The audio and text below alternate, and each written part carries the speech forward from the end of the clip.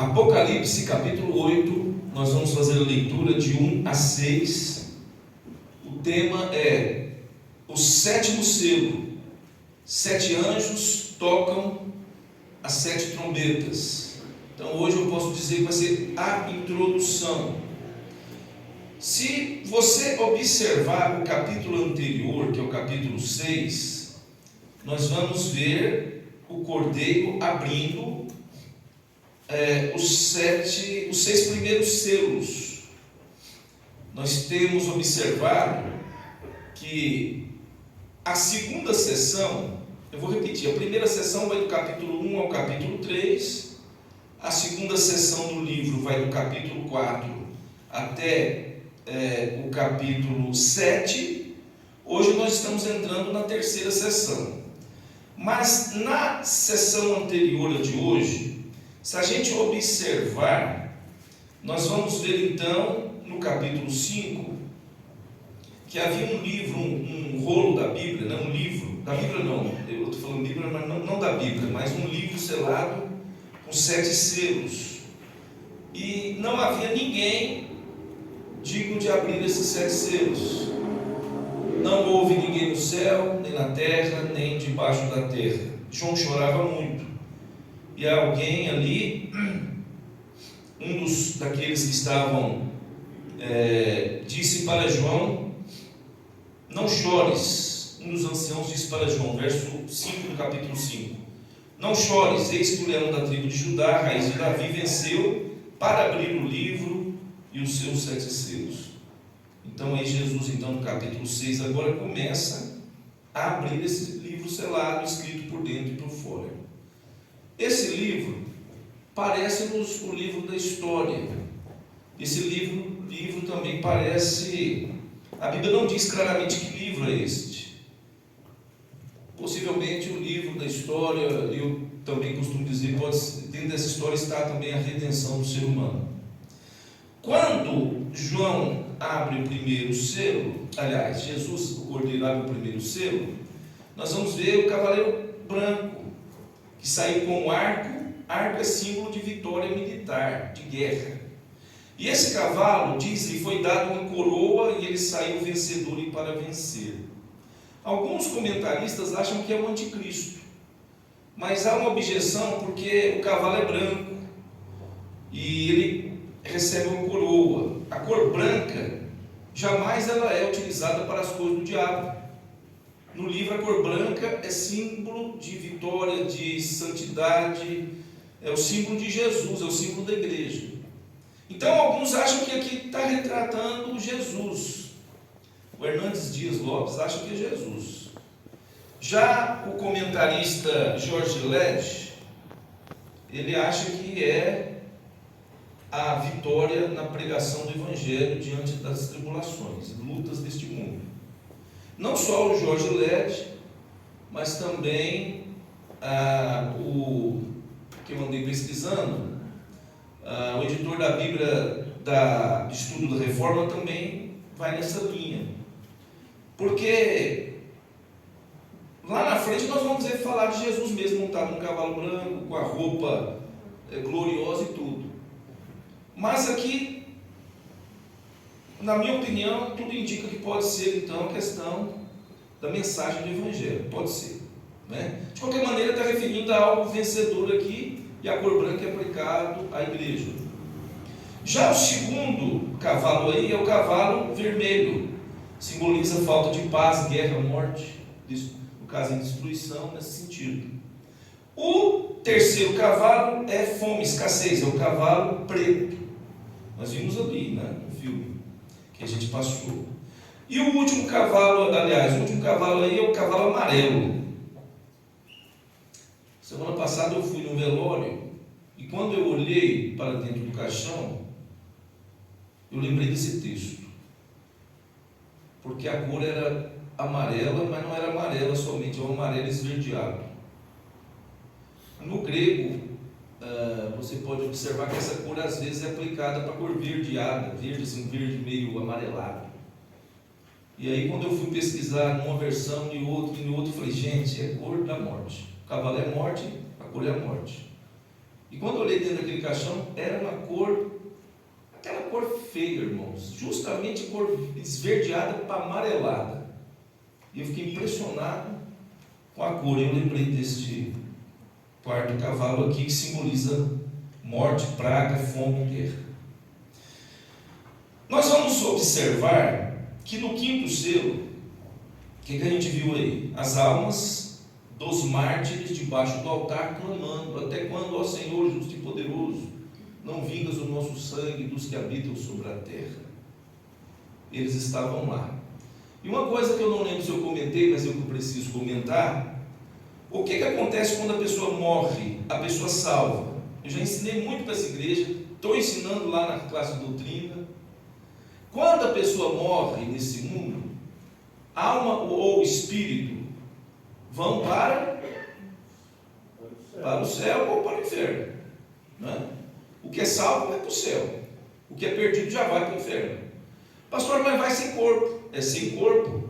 Essa doutrina chama doutrina do estado intermediário. É uma doutrina, na neurologia chama doutrina do estado intermediário. Em que consiste essa doutrina, esse ensinamento? É que lá na eternidade, nesse momento, as almas que partiram, alma ou espírito. Por que eu falo alma ou espírito? É porque tem uns que são dicotomistas e outros são tricotomistas. Os dicotomistas entendem que existe só alma e espírito.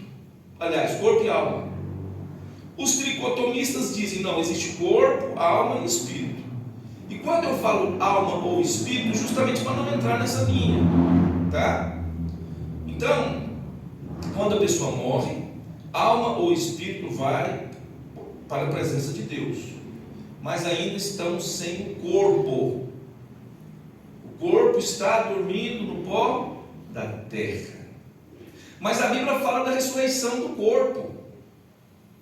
Se você observar lá em 1 Tessalonicenses 4, lá vai falar que na volta de Jesus, os mortos ressuscitarão primeiro.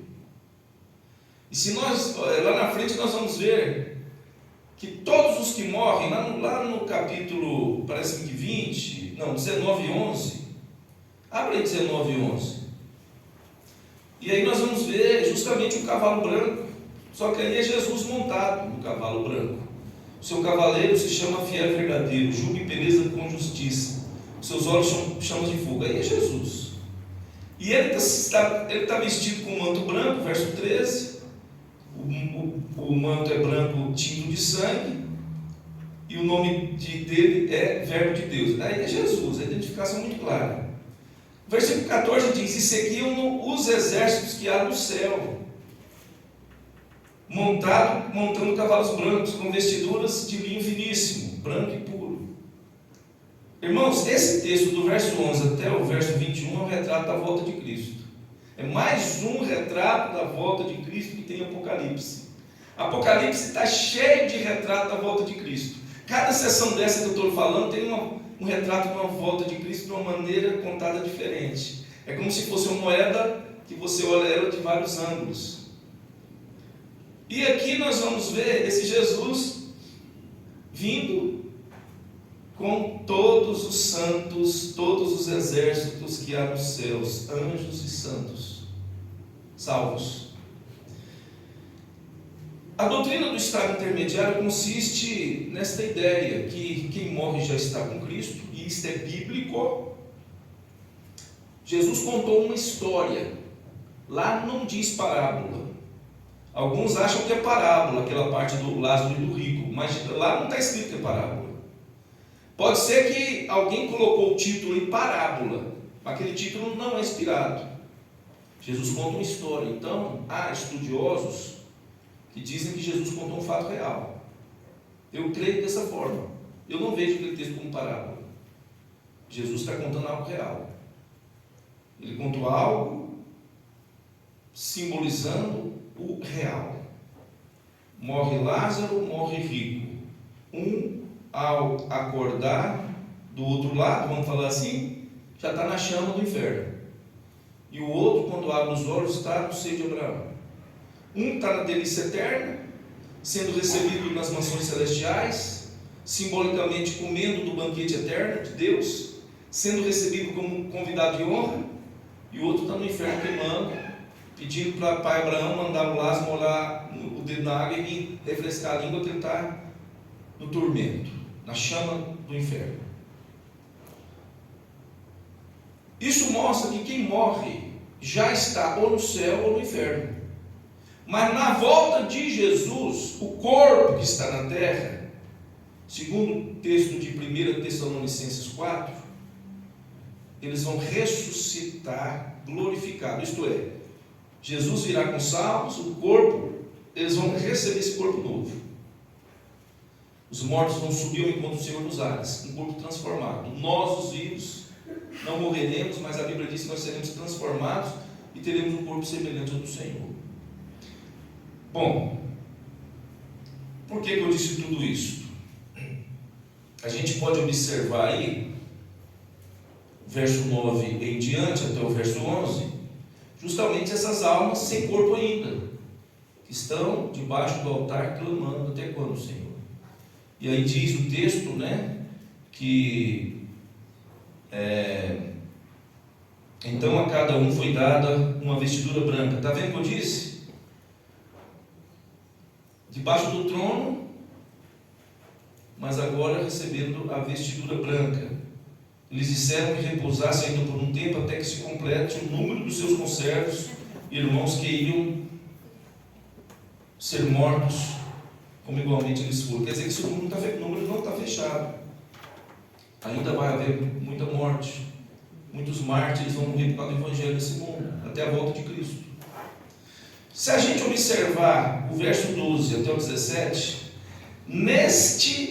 nesta segunda divisão, é o retrato da volta de Cristo, mostrando o ângulo do juízo. Pastor, quando vai acontecer o juízo? O juízo vai acontecer na vinda de Cristo. Pastor, quem morre em Cristo vai ter um corpo glorificado? Vai.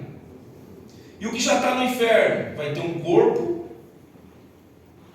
também para ir para o inferno com o corpo e tudo. O crente vai para o céu com o corpo glorificado. E o perverso, o perdido, vai voltar, vai receber um corpo e também vai voltar para o inferno. E aí, de fato, aí vai ver o que é sofrimento.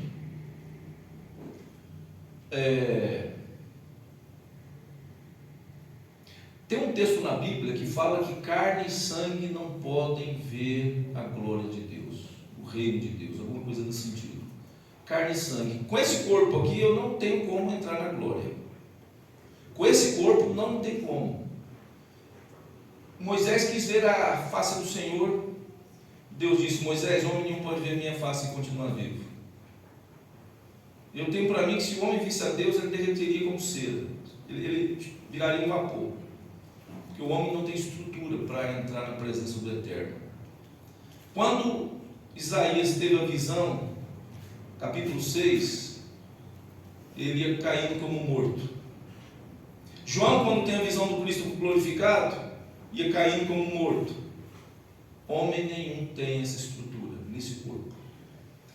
Agora, o capítulo 7, eu estou fazendo uma retrospectiva para os irmãos entenderem bem. O capítulo 7 é um parênteses. Por quê? Porque no verso 12 começa o 6º selo. O 7º selo ele não é nem falado ainda. Então tem um parênteses. É como se abrisse um parênteses, conta uma história antes do 7º selo. O 7º selo vai vir no capítulo 8, que é o que nós vamos estudar hoje. Então, aqui há um parêntese, um interlúdio, vamos chamar de interlúdio. Esse interlúdio vai falar do princípio do juízo de Deus sendo derramado. Só que antes do juízo ser derramado, aqui nós vamos ver 4 anjos, nos 4 cantos da terra, entende-se norte, sul, leste e oeste, e também 4 ventos. Os anjos estão segurando os 4 ventos, para que esses ventos não soprem sobre a terra, não destruam nem coisas que estão no mar, nem sobre a terra, nem árvore alguma, até que seja selado os servos do Senhor. Essa visão João tem da terra. E aí é segurado, diz o verso 3, Não danifiqueis nem a terra, nem o mar, nem as árvores, até selarmos na fronte os servos do nosso Deus. E aí é apresentado o número exato, que é 144 mil. Esse número exato, segundo os comentaristas, ou pelo menos o Hernandes Dias, o número é exato segundo a ótica divina. Esse número, alguns pré-milenistas dispensacionalistas dizem que é o número dos judeus que vão ser salvos. Mas eu quero lembrar aos irmãos, que foi o que eu disse na última lição, a Bíblia não faz divisão de salvo. A Bíblia não fala os salvos judeus, os salvos brasileiros, os salvos os samaritanos. Não. Salvo é salvo. Então, por que essas duas divisões, essas duas multidões? Uma no verso 1 do capítulo 7 até o verso 8, e a outra do verso 9 até o 17. A primeira é uma simbologia dos salvos na terra. E outra coisa, essas 12 tribos aí não conferem. Essa lista aí não está correta de acordo com a conhecida. Nenhum outro lugar da Bíblia tem essa lista, porque aqui acrescenta o nome de José e também uma outra tribo, e omite duas. Ela não está na ordem exata, certinho. E outra coisa, lá na frente, nós vamos ver falando, eu citei na última lição, lá no capítulo 14, verso 3, no finalzinho, vai dizer que os 144 mil foram os comprados da terra, então não pode ser povo judeu. Lá fala que os 144 mil foram os comprados, no caso aí de toda a terra. Então, simbolizando que são os crentes na terra. E o segundo grupo, do verso 9 em diante, nós vamos ver agora, não na terra, mas no céu. João tem uma visão dos glorificados nos céus. E aos olhos humanos, ao olho humano de João, o número é incontável. Mas lembrando que aos olhos de Deus, o número, Deus já sabe quantos são. Mas aos olhos humanos é uma grande multidão que ninguém pode numerar, de toda tribo, povo, nação, língua, vestidos de branco, diante do trono, com palma nas mãos. Por isso que eu mostrei aquela foto, aquele vídeo. Ali não dá para a gente ver direito cada imagem, mas a ideia é que estão diante do Senhor uma grande multidão inumerável, incontável, gente salva de todas as eras, de todas as épocas, de todas as línguas, nações, raças, tribos, história da igreja, desde do antigo como do novo, gente salva de todas as épocas, estão diante do Senhor com palmas nas mãos. Não é palma, palma é aquele galho lá, né? Aquele ramo da palmeira. E aí vai falar também, pastor, mas aí está falando que são os que vieram da tribulação. Sim, nós nesse mundo já estamos numa tribulação.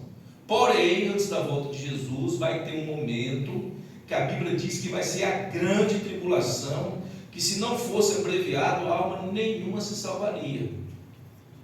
Mas tem uma coisa, eu quero que vocês observem, que esse texto diz no verso 15, que esses que estão vindo dessa grande tribulação na terra, lavaram suas vestiduras e alvejaram aonde? No sangue do Cordeiro. Eu já alvejei a minha vida no sangue do Cordeiro, e você? Já? Amém. Amém? Outra coisa que me chama a atenção é que Deus vai montar tabernáculo entre nós. Tem um texto que a ideia é tabernaculou, montou o tabernáculo. O que é o tabernáculo? É uma tenda móvel, né? O tabernáculo era usado no Antigo Testamento, no Êxodo. Era um templo móvel. O tabernaculou, ou montar tenda entre nós, quer dizer, Deus vai montar moradia. Eu quero fazer uma especulação aqui. Eu preciso entrar no texto, mas o assunto é tão interessante. Tem um texto que é o texto, vamos lá, deixa aberto o capítulo 8, nós já vamos ler. Dê uma olhada em 1 Tessalonicenses, capítulo 4, que é aquele texto que eu falei da volta, da vinda de Jesus.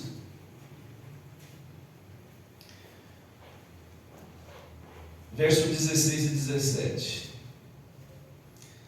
Porquanto o Senhor mesmo, dada a sua palavra de ordem, ouvida a voz do arcanjo, e ressoada a trombeta de Deus, descerá dos céus, e os mortos em Cristo ressuscitarão primeiro. Depois nós, os vivos, os que ficarmos, seremos arrebatados juntamente com eles entre nuvens para o encontro do Senhor nos ares, e assim estaremos para sempre com o Senhor. A única passagem da Bíblia que eu vejo que fala de arrebatamento da igreja é esse texto aqui. Quando é que vai ser esse arrebatamento da igreja?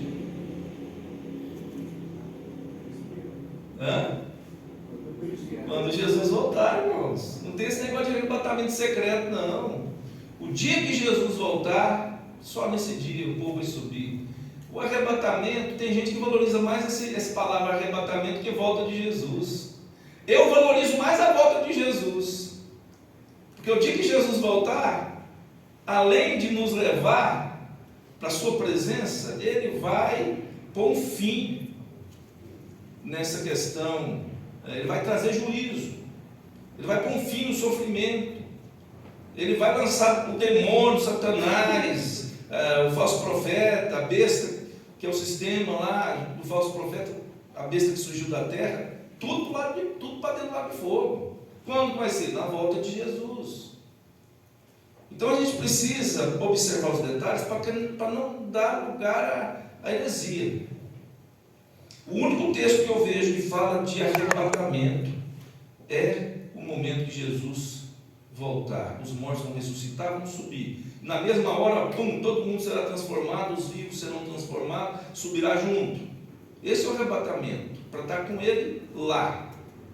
Mas agora eu vou perguntar, onde que ele vai estar? Observe uma palavra, no verso 17. Seremos arrebatados juntamente com eles entre nuvens para o encontro do Senhor. Essa palavra encontro aí, no grego é apanteses. O comentarista não, o teólogo Millard Erickson, autor do livro de Teologia Sistemática, o Millard Erickson, ele fala uma coisa muito interessante. Essa palavra panteses só é encontrada 3 vezes no Novo Testamento. Aí eu vou perguntar para vocês, qual é a palavra pantese nesse versículo? Eu falei. Encontro. Olha lá, ao encontro, né? Para o encontro. A palavra encontro é a panteses no grego. Só tem 3 vezes no Novo Testamento. E sabe o que significa essa palavra? Voltaremos ao local de origem. Já falei, estou repetindo para ficar bem gravadinho. 3 ocasiões nesse texto. No texto que Paulo chega em Roma e a Bíblia diz que os irmãos vão ao encontro dele e voltam. Esse vai e volta. E no texto das 10 virgens. O texto das 10 virgens. Que as virgens saem ao encontro do noivo, retornam ao local de origem. E aí eu vou jogar gasolina na fogueira. O que significa isso aí? Esse vai e retorna ao local de origem. Será?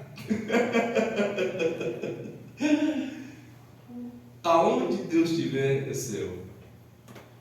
Não vai ter novo céu e nova terra? O sistema vai ser diferente. Novo céu e nova terra. Eu não quero que ninguém escandalize comigo, mas eu tenho essa posição. Na verdade, o senhor já falou isso. Eu já te falei.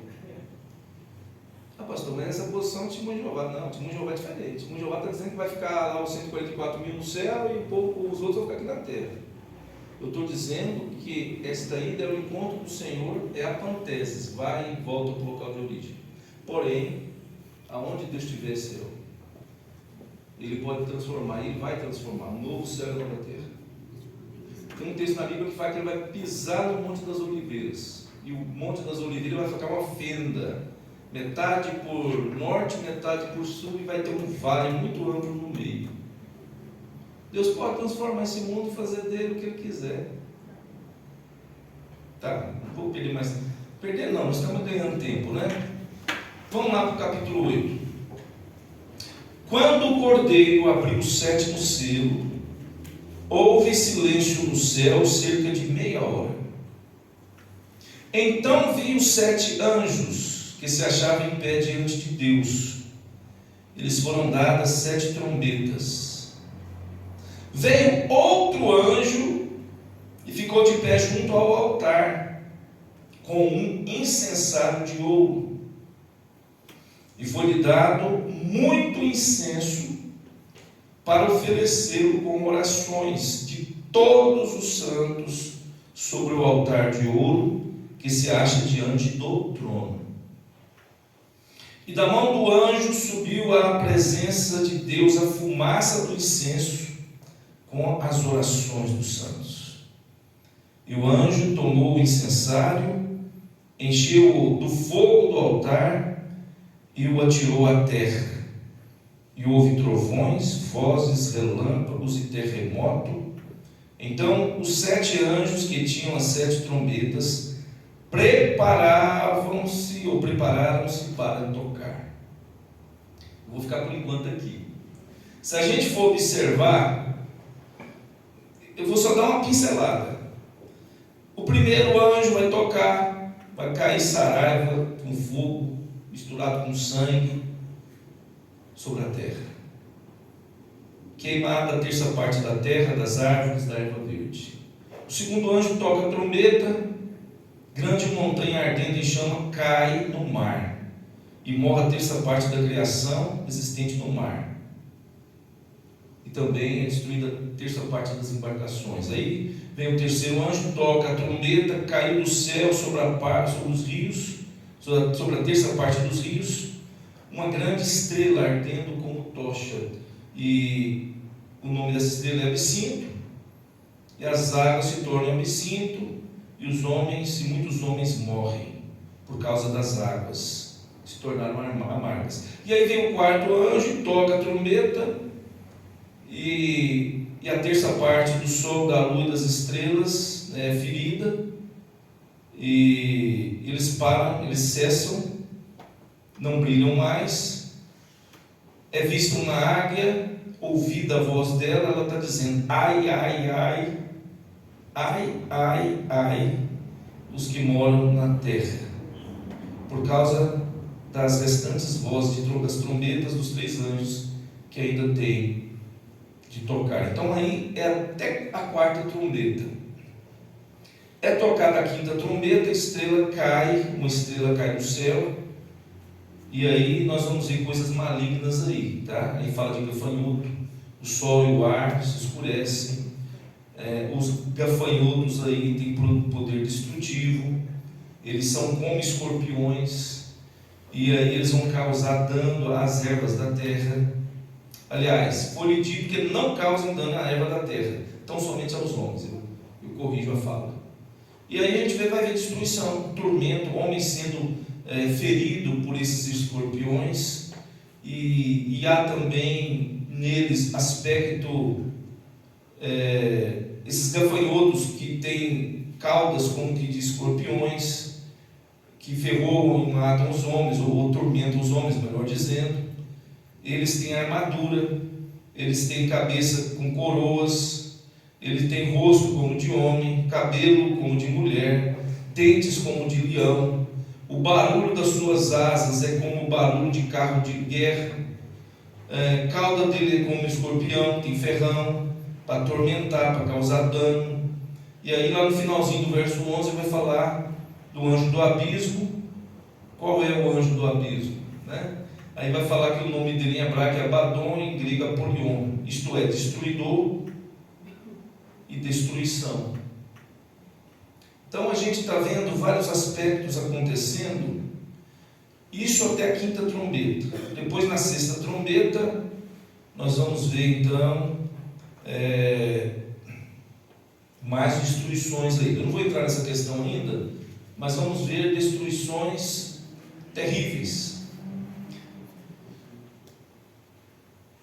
Os irmãos podem observar que, assim como houve um interlúdio da segunda sessão, e o interlúdio foi o capítulo 7, na história aqui das trombetas também vai ter um interlúdio, tá? Também vai ter, porque a sexta trombeta vai parar no capítulo 9, vai ter um interlúdio aí, capítulo 10 e 11, e lá no final do capítulo 11 que vai ser tocada a sétima trombeta. Então também tem um interlúdio. E esses acontecimentos, em certa parte, é muito parecido com os acontecimentos da sessão anterior. É como se fosse até o mesmo retrato contado com um ângulo diferente e mais intenso até. Aqui nós vamos ver, antes foi selos, né? 7 selos. Agora nós vamos ver então 7 anjos tocando 7 trombetas. Então há um paralelismo, né? O que é esse paralelismo? No caso aqui é que nem o sétimo selo, observe, nem o sétimo selo, nem a sétima trombeta representam praga ou maldição em si. Depois dela vem um interlúdio, vem uma história. E o sétimo selo não tem conteúdo em si, né? É provável que as 7 trombetas e também o sétimo selo, semelhantemente, não traz nenhuma praga ou maldição. Então, pode ser que seja a possibilidade de que o conteúdo da sétima trombeta, no caso aqui a sétima trombeta, seja os 7 flagelos que nós vamos ver adiante. Então, há esses interlúdios amarrando uma sequência como se fosse entreposta uma na outra. O verso 1, quando o cordeiro abriu o sétimo selo, houve silêncio no céu cerca de meia hora. Aí eu pergunto para vocês, por quê? Que silêncio é este? Alguns estudiosos acham que esse silêncio no céu é para ouvir as orações dos santos, que é citada na parte B do verso 3. As orações dos santos estão prestes a serem elevadas a Deus. Olha o verso 3 aí, parte B. Aliás, vou ler tudo, né? 3. Veio outro anjo e ficou de pé junto ao altar, com um incensário de ouro, e foi-lhe dado muito incenso para oferecer com as orações de todos os santos. Observe que essas orações não são só de mártires, mas de todos os crentes, todos os santos. Isso aí nos mostra o quê? Isso aí nos mostra que Deus está atento, valorizando nossas orações.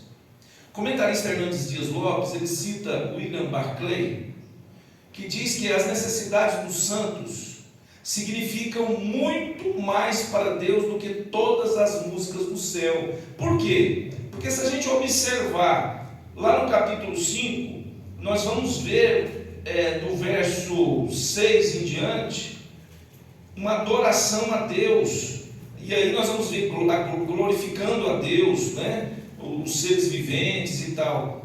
Isso aí também parece estar registrado no verso 9 em diante, quando todos os anjos começam então a somar com o clamor da igreja, com o hino que a igreja está cantando, que a igreja está cantando o verso 10 do capítulo 7, ao nosso Deus que se assenta no trono e ao Cordeiro pertence a salvação. E aí, somando com a adoração dos anjos, que diz no verso 12, amém, o louvor, a glória, a sabedoria, as ações de graça, a honra, o poder, força, sejam ao nosso Deus pelos séculos dos séculos. Houve uma junção de 2 corais, formado pelas milícias celestiais e pela igreja. E diz o comentarista que esse som ecoa no universo, o som da adoração. Eu acho interessante que, se você observar o verso 12, há 7 menções de honras a Deus. Olha para você ver: louvor, glória, sabedoria, ações de graças, honra, poder e força, Contei certo? 1, 2, 3, 4, 5, 6, 7. 7 é o número perfeito. 7 é o número da totalidade. Então aqui mostra a totalidade da adoração plena diante de Deus. O comentarista Jorge Lett, que é este aqui, diz que esse silêncio, por meia hora, ao ser aberto o sétimo selo, parece uma atitude de suspense e tremor por parte dos exércitos celestiais, diante das expectativas do juízo de Deus, do julgamento de Deus que vai desabar sobre o mundo. Tudo indica que esse silêncio, segundo ele, é um silêncio da terrível expectativa dos acontecimentos que estarão por vir. Seja como for, eu entendo que esse silêncio aí, primeiro, ele mostra, ele frisa algo terrível que está por vir. E de certa forma, Deus aqui vai estar ouvindo a oração dos santos. E essas orações dos santos motivam o juízo de Deus sobre a impiedade. Todas as orações que as igrejas do Senhor faz hoje, elas estão como que guardadas diante do Senhor. Senhor, faça justiça. Senhor, olha a justiça. Lembram de um texto semelhante que os apóstolos foram presos injustamente e açoitados, ou ameaçados, melhor dizendo, e se não me engano é Pedro e João, e eles são soltos, eles vão para a igreja, e eles começam a orar: ó Senhor, olhe para as suas ameaças, tal, e o lugar treme. Lembra daquele texto em Atos? Pois é, Deus ouviu a oração, e este tipo de oração está guardado diante de Deus, e esse Deus vai agora, aqui figuradamente mostrada para a gente, desde o verso 2, 8, 2 até o verso 9, 21, as 6 trombetas. E essas trombetas, elas vão mostrar o juízo de Deus, né, sendo derramado sobre a terra, sobre os ímpios.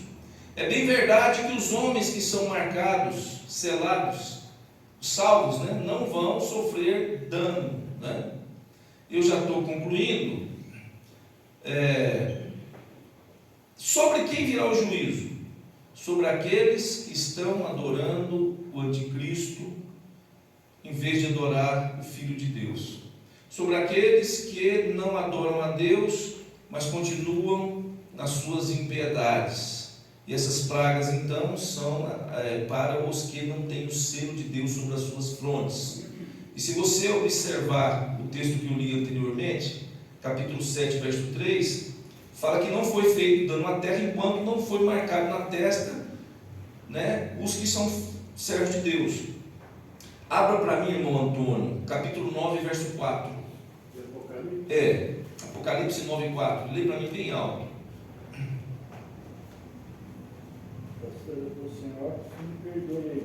Então tudo bem. E foi-lhes dito que não causassem dano à erva da terra, nem a qualquer coisa verde, nem a árvore alguma, e tão somente aos homens que não têm o selo de Deus sobre a fronte. Então, essa destruição que Deus vai trazer, esse juízo, é só sobre os homens que não têm a marca de Deus.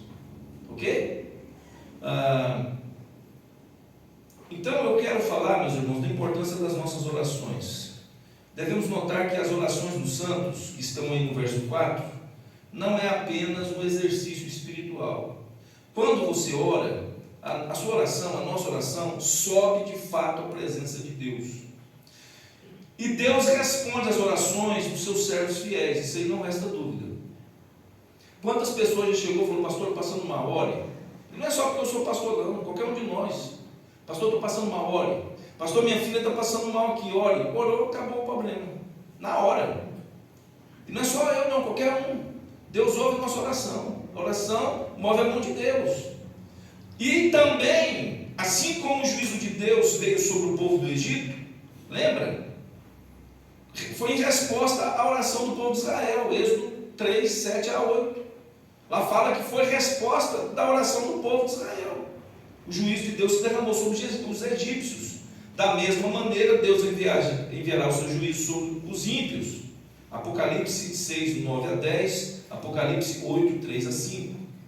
No verso 5 aí fala do incensário, e esse incensário, ele é o mesmo incensário, presta atenção, o mesmo incensário que leva às orações dos santos, é o incensário que derrama o juízo sobre os da terra.